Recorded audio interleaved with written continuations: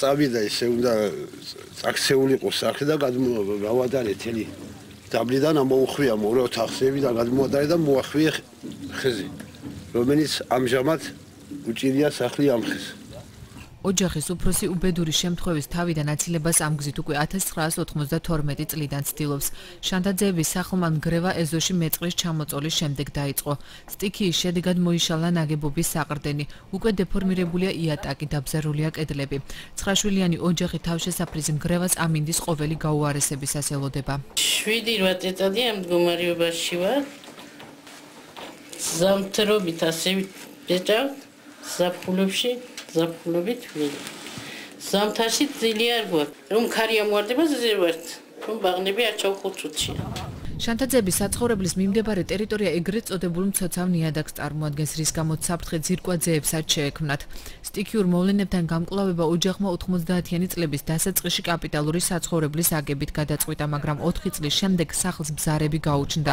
ძირკვაძეები ახალი საცხოვრებლისთვის საშენი მასალის გამოყოფას მუნიციპალიტეტისგან უკვე 5 წელია ითხოვენ. შენობის დადგმა გვინდა და ფინანსურ დახმარებას ვთხოვთ ხელისუფლებას და მერე რომ ხეთყეზე ბილეთი მოგცინონ ხის შენობა ავაგოთ და 5 წელი ამ მდგომარეობაში ვარ. ჩვენ ახლა ზღვის დონიდან 1200 მეტრში ვიმყოფებით.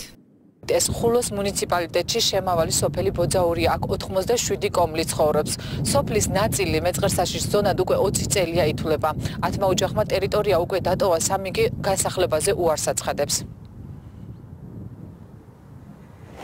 ადგილობრივებს სახელმწიფომ განსახლება წალკაში, ნინოწმინდასა და ლაგოდეხში არაერთხელ შესთავაზა, მაგრამ ისინი მამაპაპისეული ტერიტორიების დატოვებაზე უარს სხვადასხვა მიზეზის გამო აცხადებენ და მიწის ნაკვეთების გამოყოფას ადგილზევე მოითხოვენ. მე ვწოვებ 56 წლის კაცი ახლა მე დავწოვო და ახალი ცხოვრება შეუდგე უკვე აღარ შემიძლია იგი შრომა მაგას ფიზიკური შრომა უნდა ვიცი წალკის მდგომარეობა ნამყოფი ვარ ამით არის სიცივეები შვილიშვილები ვერ აიტანებენ. მე თვითონ ვიყავი, სამთეს ვიყავი, გასუწეს ვიყავი მაგბუშოვი და მე ვერ ავიტანე. რა ვერ აიტანე? რაერიც ვერ ავიტანე მაგალითად. კიდე? ყოველ კვირაში ვცივდებოდი და რა ვიცი გრიპი და 1000 რა. და მაგიტო არ გინდა წასვლა? არ მინდა ვერ ტოვე. ჭარბი ატმოსფერული ნალექის მოსახლეობის სიმჭიდროვისა და მცირე მიწიანობის გამო მაღალმთიან აჭარაში სტიქიური მოვლენები 1999 წელს დაიწყო. ბუნებრივი კატაკლიზმების გამო რეგიონი უკვე 9700-მა ოჯახმა დატოვა. დამეწყრილები საქართველოს თითქმის ყველა რეგიონში არიან ჩასახლებულები.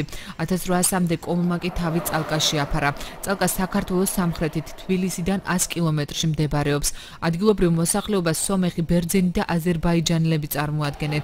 მათი ნაწილი საცხოვრებლად სამშობლოში გადავიდა. დატოვებული 571 სახლი კი საქართველოს ტოლვილთა და განსახლების სამინისტრომ შეიძინა და იქ ეკომიგრანტები ჩაასახლა, თუმცა მათთვის საცხოვრებელი საკუთრებაში დღემდე არ გადაუცია. სახლი რა მდგომარეობაში დავხვდათ? სახლი იყო განადგურებული და მე გავარემონტე და შევედი და ვცხოვრობ. არავით არის დახმარება და არავით არის არაფერი. თქვენი სახსრებით გაარემონტეთ? ჩემი სახსრებით. რა დაგიჭდათ ახლა? დაახლოებით 1500 ლარამდე დამიჯდა რა რემონტი და იქ. რამდენია თქვენი ყოველთვიური ან ყოველწლიური შემოსავალი? ყოველწლიური მაქსიმუმი 2500-ზე ვით არ წავა, არავითარ შემთხვევაში. ეს საიდან არის თქვენი შემოსავალი? კარტოფილს ვთესავთ, პროდუქტი საქონლით და აეგა მეტი არაფერი არა. შემისყიდეს, მაგრამ დღემდე ჩემი საკუთრება არ არის. ალბათ იმას ვადები აქვს მისი და იქნება დრო ყოველი პერიოდი რომ დამირეგისტრირებ. ანუ 5 წელი აქ ცხოვრობ და საერთოდ საკუთრება არ არის. საკუთრება არ არის, შეჯერებული. არ ვიცი, იმას ვადები აქვს გარკვეული, ადრე მე მგონი იყო 4 წელი თუ 5 წელი, ახლა გაიზარდეს ვადა და ჯერჯერობით დარეგისტრირებული ჩემზე არ არის. მიღებული არ არის ჯერ კიდე გადაწყვეტილება. კანონი არ არის იურიდიული კანონი, ტოლვის სამინისტროს ჩვენი პრეროგატივა არ არის მაგი, მაგალითად ტოლვის სამინისტროს პრეროგატივა და მიიღებენ ახლახანში გადაწყვეტილებას და თეოს დაუკანონდება ალბათ ეს სახლები. არა, სახლი არის ტოლვითა სამინისტროს, კერძო საკუთრება, მის საკუთრება ტოლვითა სამინისტროს შესახლებულია ეროზირებული პიროვნება შეგნით. ხო და იმას არავითარი საფრთხე არ იმუქრება. და ამ ადამიანს შეუძლია ეს სახლი გაარემონტოს, გაყიდოს, მცხოვრებლებს. არა, გაყიდვა არ შეუძლია, გაყიდვის უფლება არა, მის საკუთრება ხომ არ არის ეს. შეუძლია მიამატოს ან რაღაც გააკეთოს. ნებართვის გარეშე ვერ. და გარემონტება და შეუძლია. მაღალმთიანი აჭარის მსგავსად აქ მოსახლეობა მესაქონლეობას და მიწათმოქმედებას მისდევს. ჩასახლებულებს საქართველოს პრეზიდენტის სახელით საჩუქრად თითო ჰექტარი მიწა გადაეცათ. მიუხედავად ამისა, ეკომიგრანტები მიწის სიმცირეს ურჩევიან. წალკის მუნიციპალიტეტის საკრებულოს თავმჯდომარის განცხადებით რაიონს მეტის საშუალება არ აქვს. მაღალი მებით ნაყოფიერებით გამოირჩევა ეს მიწები და ხშირ შემთხვევაში ოჯახისათვის შეიძლება იყოს კიდეც საკმაოდ საერთოდ ბევრი ჯობია, რა თქმა უნდა, ცოტას. გარდა ამისა, სახელმწიფო საკუთრებაში არსებული მიწის царელი ფართობები იჯარით აქვს გარკვეულ ნაწილს მოსახლეობის აღებული დამუშავებენ და მოყავთ დოვლათი. არ გვაქვს ჭალები. აქ ჭალები აღებული აქვს არენდატორებს. ჩვენ თუ ფული მივეცით მოგცემენ თუ არა და ვართ შეცქერილი იმ ათხელებში და ყოფრით ის მიწა საცხოვრებელი რა ვარ გეკადრება რას გვეყოფა იქ 1 ჰექტარი სააკაშვილის საჩუქარია მაგრამ ამ საქონელე ყოფა სოფელი მერის მოსახლეობის კიდევ ერთ პრობლემას განათლების მიღება წარმოადგენს. აქ სკოლა ერთ-ერთი ბერძენი ოჯახის მიერ მიტოვებულ სახლშია გახსნილი. ბავშვებს დაწყებითი განათლების მისაღებად შესაბამისი პირობები არ აქვთ. სოფლელი ბიჭი ვიყავი, ჭილოფის ქუდი მეხურა, დელოზე წამოვწვებოდი და ოცნებობდი გლეხურად. დაფა კარგები არ გვაქვს, დაფები. არ წერს. კიდე რა გინდა რა გქონდეს? ყველაფერი. მინდა მასწავლებლები მყავდეს.